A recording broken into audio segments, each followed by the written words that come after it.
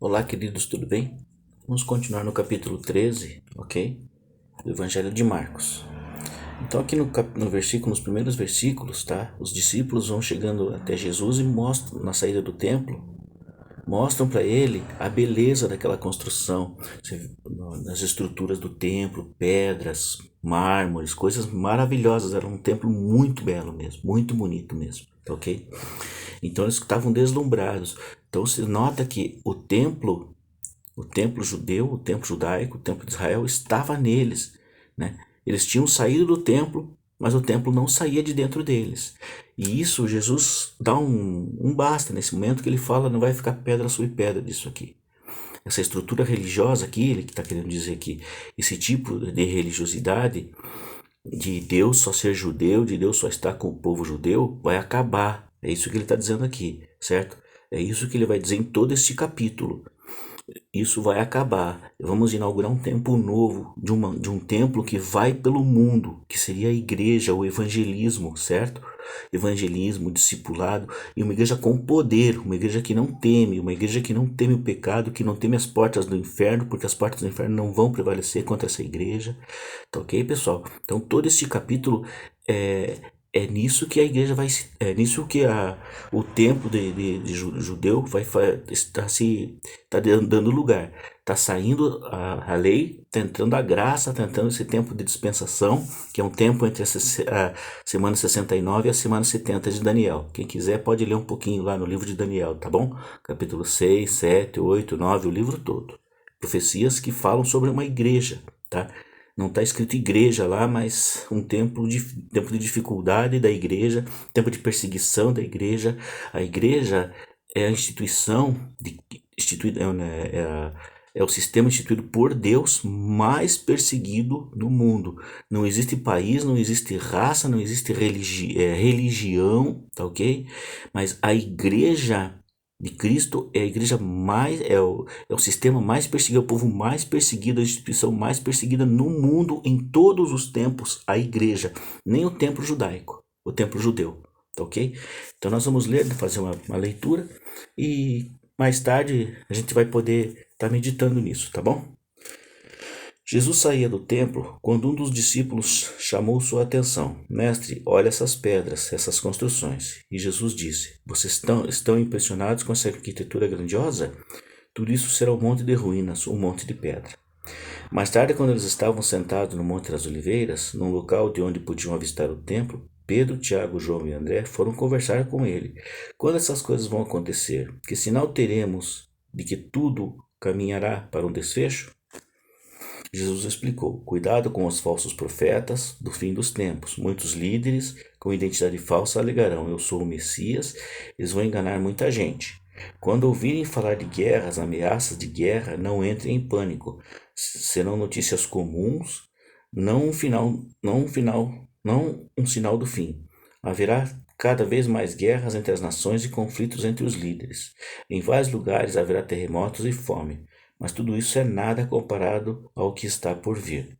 Fiquem atentos, pois vocês serão levados aos tribunais e tudo irá de mal a pior. Vocês serão torturados e todos serão perseguidos e serão perseguidos todos que levam o meu nome.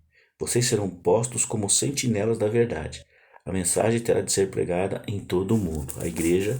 A tarefa da igreja, evangelismo, tá? Quando traírem vocês e os levarem aos tribunais, não se preocupem com o que dizer.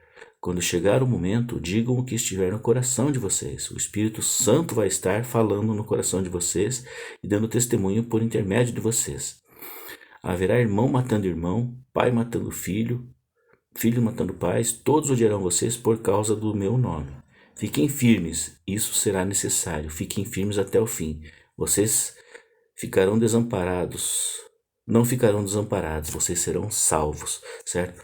Esse ódio entre irmãos, entre familiares, entre pessoas aqui, as pessoas vão botar a culpa em Deus, vão culpar a igreja, certo? Isso aí você pode ter, de repente, tá vivendo alguma coisa assim no meio da sua família hoje. Isso é consolo para você. A letra, a palavra de Deus consolando você. Estejam preparados para fugir quando virem a besta da profanação estabelecida onde nunca deveria estar. Quem lê não terá dificuldade de entender o que eu estou falando. Quando isso acontecer, se vocês estiverem na Judéia naquele tempo, corram para as colinas. Se estiverem trabalhando no quintal, não voltem para buscar nada em casa. Se estiverem no campo, não voltem para buscar agasalho. As grávidas e as que amamentam sofrerão mais. Orem para que isso não aconteça no inverno. Serão dias difíceis. Nada parecido com o que aconteceu desde que Deus fez o mundo, nem depois haverá. Se esses dias de aflição seguissem um curso normal, ninguém suportaria, mas por causa dos escolhidos de Deus, a aflição será encurtada. Se alguém anunciar, Jesus está aqui, ou apontar, Jesus está ali, não caiam nessa. Falsos messias e pregadores mentirosos surgirão aos montes.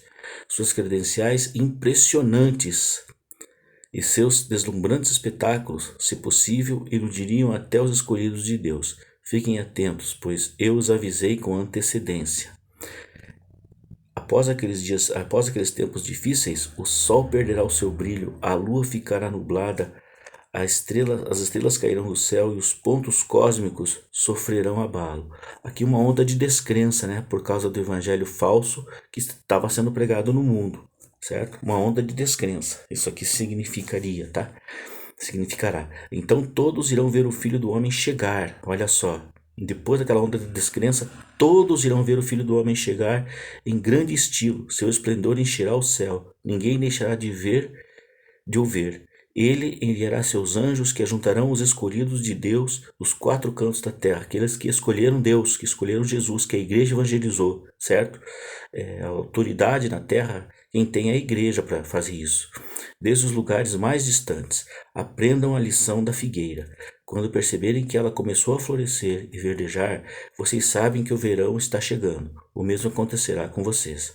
Quando virem os sinais, saberão que não demorará muito. Levem isso a sério. Eu não estou me dirigindo apenas às gerações futuras, mas a vocês também.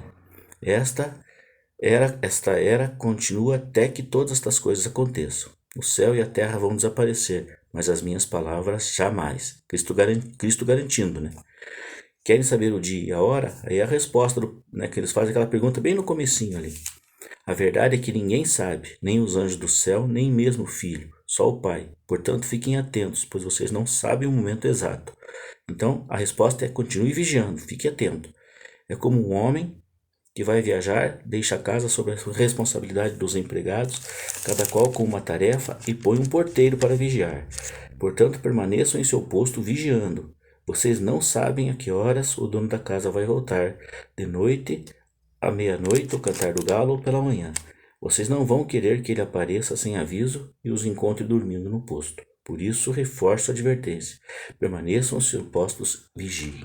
Então, a pergunta do André, do Pedro, do Tiago, do João, é: vigiem. Vigiem, porque ninguém sabe a hora. Ok?